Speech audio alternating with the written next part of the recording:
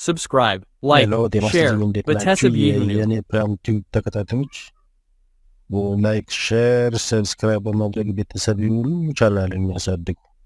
አመሰግናለሁ። እዚሁ በመቀጠል የመኪና ዘይት እንዴት እንደሚቀየር ባጭሩ ነግራችኋለሁ። መኪና ዘይት የሚቀየረው ኪሎ ሜትሩ ሲደርስ ነው። ኪሎ ሜትሩ ከደረሰ በኋላ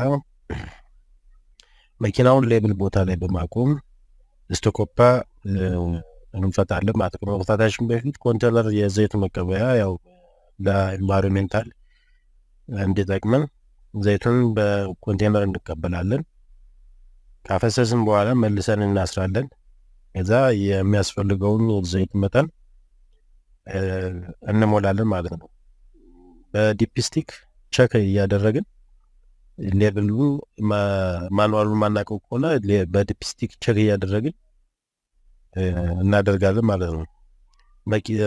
እዚህ ላይ አንዳንድ የሴፍቲ ህጎችን ለመናገር ያክል መኪናውን በእጅ ፍሬን መያዝ አለብን። በተጨማሪም ታኮ ብናደርግ ለራሳችን ሴፍቲ በጣም ይጠቅመናል። ባጭሩ ይሄን ይመስላል። የማኑዋሉን በመከተል ፊልትሮም አብረን ብንቀይር ይመረጣል፣ ይመከራል። እንደዛ ብናደርግ የተሻለ ነው። በሌላ ጊዜ በሌሎች እንትኖች እመጣላችኋለሁ።